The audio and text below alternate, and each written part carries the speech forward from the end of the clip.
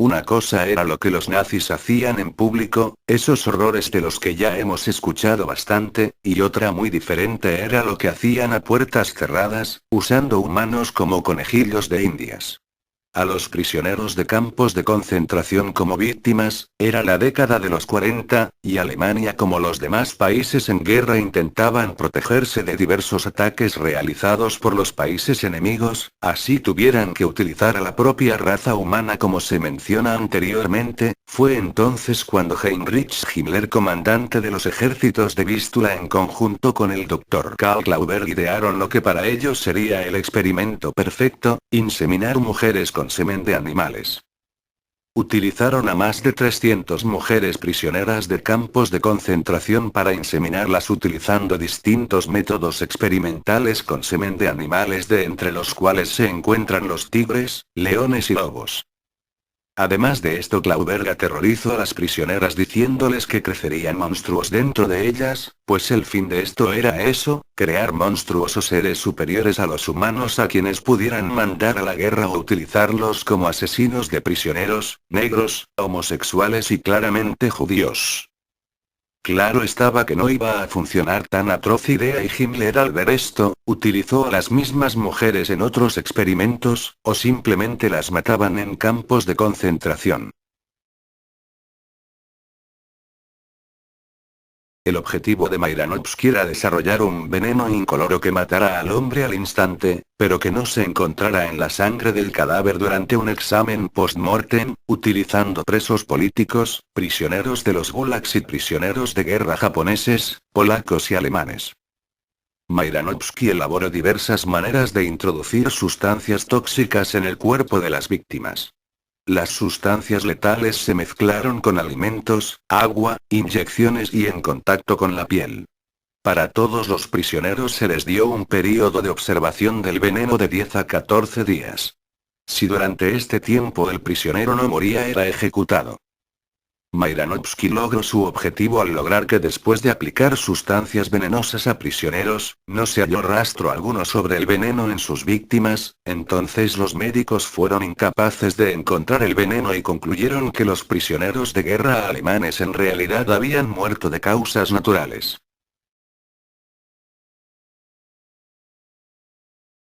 Estados Unidos tiene una larga historia de experimentación.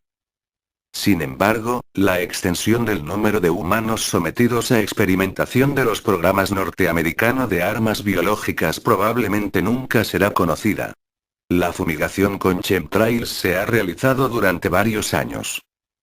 Muchas personas, animales salvajes, animales domésticos, están enfermando con una variedad de síntomas, fundamentalmente de sus vías respiratorias. Bajo la presión del Congreso y del público, después de un segmento en el noticiario 60 Minutos, el Departamento Norteamericano de Defensa finalmente admite que por lo menos 20.000 soldados norteamericanos pueden haber sido expuestos a las armas químicas. Muchas de las familias de estos soldados se levantaron en armas contra su propio gobierno al exponer a sus propios soldados, familiares y familias a estas armas biológicas. El Departamento de la Defensa fue obligado a revelar el hecho que todavía trabajaba en programas de investigación en guerra biológica y química en 127 sitios alrededor de los Estados Unidos. Otro caso es el del pueblo Tampa Bay en Estados Unidos, que en aquel entonces era un poblado pequeño. Doctores de alto rango de la milicia apoyados por militares vigilarían qué pasaba en el poblado al ser rociados con bacterias mediante aeroplanos militares. El resultado fue catastrófico: centenares de personas, mujeres, hombres, ancianos y niños se enfermaron de neumonía y muchas personas murieron. No contentos con esto, en otro poblado de Florida hicieron lo mismo, pero ahora con el virus del dengue. Un documental de televisión, emitido por la BBC el 1 de febrero de 2004, y llamado Corea del Norte: Acceso al Terror, presenta otras pruebas al respecto. En el programa, una antigua prisionera norcoreana relata cómo 50 mujeres reclusas jóvenes fueron seleccionadas y alimentadas con hojas de col envenenadas, que todas fueron obligadas a comer a pesar de los gritos de dolor de las que ya habían probado el alimento. Todas murieron después de 20 minutos de vomitar sangre y sangrado anal.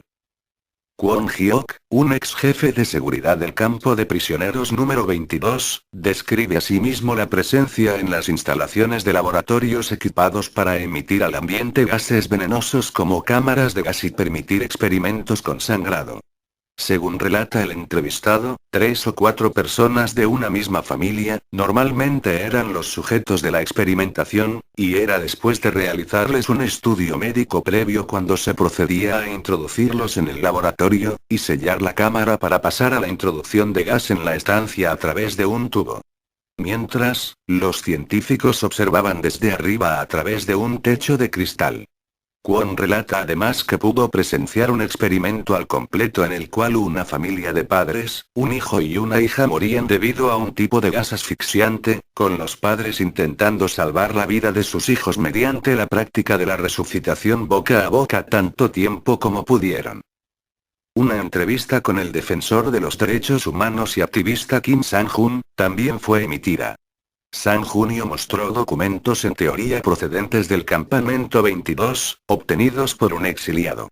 Estos documentos daban muestra del proceso burocrático mediante el cual, un cierto prisionero era transferido para la experimentación con armas químicas. Asimismo, un Londres experto en Corea, también considera el documental como hechos verdaderos.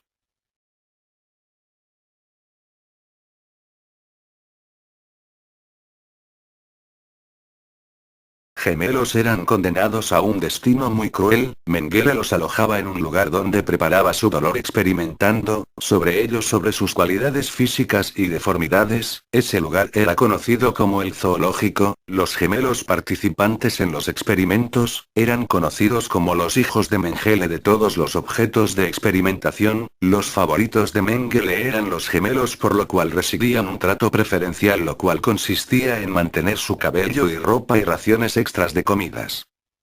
Mengele no actuaba por razones humanitarias sino por deseo de que ellos permanecieran bien hasta que llegara el día de su experimentación. La imaginación de Mengele no tenía límites al tratarse de torturas para sus víctimas. Los gemelos eran analizados de pies a cabezas, tomaban medidas exactas de cada parte del cuerpo, el doctor exigía exámenes específicos y cuidadosos. Si un detalle escapaba del registro, un médico de su institución era sumamente castigado.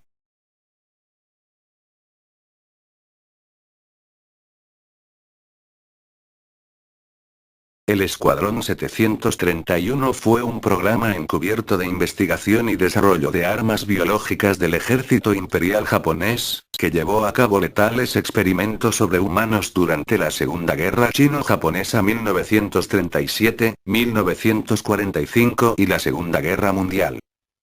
Un proyecto especial con el nombre clave de Maruta, utilizó a seres humanos para hacer experimentos. Los sujetos de prueba fueron reunidos de la población de los alrededores y en ciertos casos eran aludidos eufemísticamente como pedazos de madera. Este término, originado de una broma por parte del personal debido al hecho de que la información oficial sobre el establecimiento ofrecida a las autoridades locales, fue que se trataba de un aserradero. Entre los sujetos de prueba se encontraban niños, ancianos y mujeres embarazadas. Muchos experimentos y disecciones fueron realizadas sin el uso de anestésicos, porque se creía que podían influir en los resultados o que eran innecesarios porque los individuos se encontraban atados. Otros experimentos del 731 fueron como colgar a prisioneros de cabeza abajo para observar cuánto tiempo les tomaría asfixiarse. A otros les fue inyectado aire en las arterias para determinar el tiempo que tardaban en mostrar los síntomas iniciales de una embolia. A algunos cautivos se les inyectó orina de caballo dentro de sus riñones. Y otros fueron privados de alimentos y agua para precisar la duración de tiempo hasta la muerte. Bueno, eso fue todo y espero que les haya gustado.